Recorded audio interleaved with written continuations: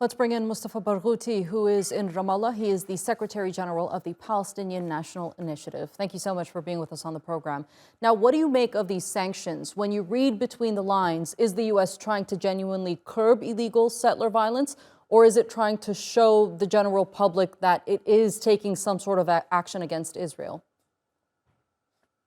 Definitely the second. I mean, it's not serious. If the United States was serious, they would declare that all settlements are illegal and that they should be sanctioned because the law says that these settlements are illegal. And when Israelis say that that the people in these settlements are law binding, how could they be that if their whole presence on the ground is nothing but illegal according to international law?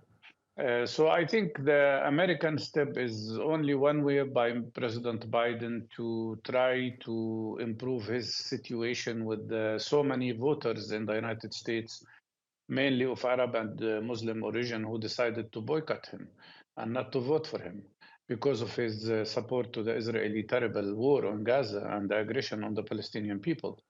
It's if the United States was serious, they would impose sanctions on the two ministers who are leading the settlement movement in the West Bank and who are encouraging settlers to attack Palestinians and who are providing them with weapons and to challenge the United States. Just yesterday, Smotrich declared he's planning 7,000 more settlers units. Talk to us a bit about how this supremacist privilege has an effect on many generations of Palestinian families and how some haven't been able to return to their homes for decades, the homes that they still have keys to. Well, absolutely. What should be clear here is that Israel itself is nothing but a settler colonial project. And it was initiated as a settler colonial project. And their whole goal was always to take away the land from Palestinians and to displace them. In 1948, during the war, they eliminated to the ground 520 Palestinian communities and villages, forced 70% of the population of Palestine to leave, becoming refugees. And they also committed 50 massacres to frighten the Palestinians. In that process, we ended up with the largest ethnic cleansing ever. When Israel was established, Palestinians owned 82% of the land on which it was established. Today, the Palestinians in 1948 areas own only 3.5%. The rest of the land was confiscated from them by Israel. And now they're repeating the same settler colonial project in the West Bank by creating 300 settlements and increasing their size continuously, and by imposing 750,000 illegal settlers in the West Bank. It's the same settler colonial project, and their goal is to ethnically cleanse Palestinians in the West Bank as well.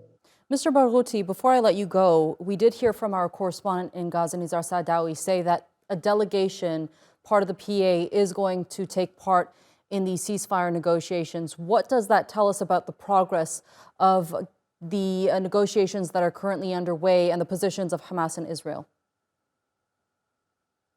I'm not familiar with that particular information, but the ceasefire negotiations are taking place between Hamas and Israel. And the Palestinian side has to make sure that this will lead to the end of the attacks on Gaza, to a real ceasefire that is lasting, and not just another short ceasefire that will eventually lead to the resumption of the attack on the Palestinian people. So the most important thing here is to make sure that there will be a permanent ceasefire and that there will be real exchange of prisoners, because everybody in the West talks about the 130 Israeli hostages, as they call them, but nobody speaks about the 6,000 Palestinian prisoners in Israeli jails in the West Bank and more than 3,000 Palestinians who were kidnapped in Gaza, and many of whom were actually assassinated. There has to be an exchange of prisoners, and there has to be a long-lasting permanent ceasefire, because enough is enough. Most of Gaza has been completely destroyed. And as you know, more than 33,000 Palestinians have been killed, including more than 11,000 children.